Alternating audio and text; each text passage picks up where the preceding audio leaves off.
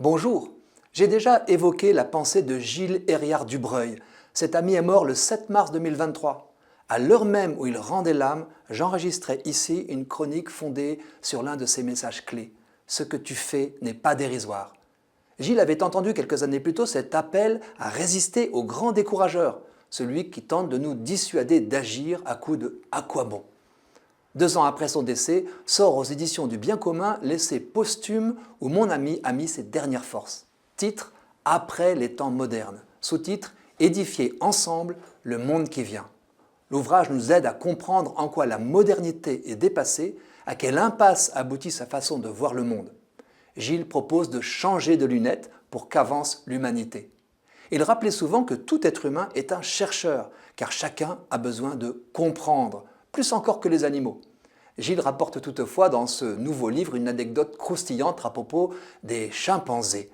Pour tester l'intelligence pratique des singes, des chercheurs ont accroché au plafond de leur pièce de vie quelques bananes.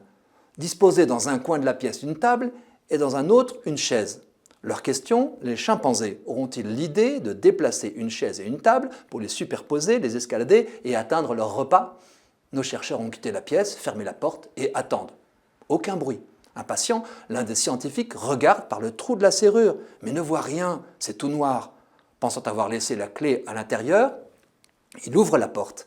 Mais non, je cite Gilles, le chimpanzé a devancé les humains pour observer ce qui se passe de l'autre côté de la porte, c'est l'œil noir de l'animal que l'on voit dans le trou de la serrure. La curiosité du chimpanzé a été stimulée par cette mise en scène étrange. Quelle mouche a piqué ces hommes d'accrocher au plafond des bananes qu'on leur apporte quotidiennement lorsqu'ils ont faim? Je laisse les lecteurs de Gilles découvrir ce qu'il fait de cette histoire. Ce que j'en tire pour nous, c'est que le singe en question a peut-être préféré la compréhension à l'action. Cette leçon de sagesse vaut a fortiori pour nous autres humains. À rebours de la pensée utilitariste, il est pleinement humain d'abord de contempler, puis de chercher à comprendre et d'y mettre le temps qu'il faut, et ensuite seulement d'agir.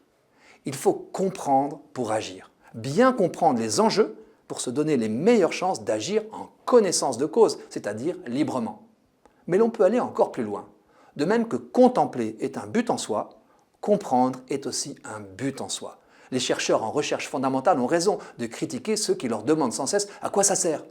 Dissocier la compréhension de l'action est comme un enjeu de chasteté.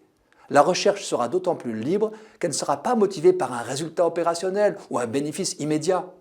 Nous négligeons trop la valeur de la connaissance gratuite, sans autre intérêt que de comprendre pour comprendre.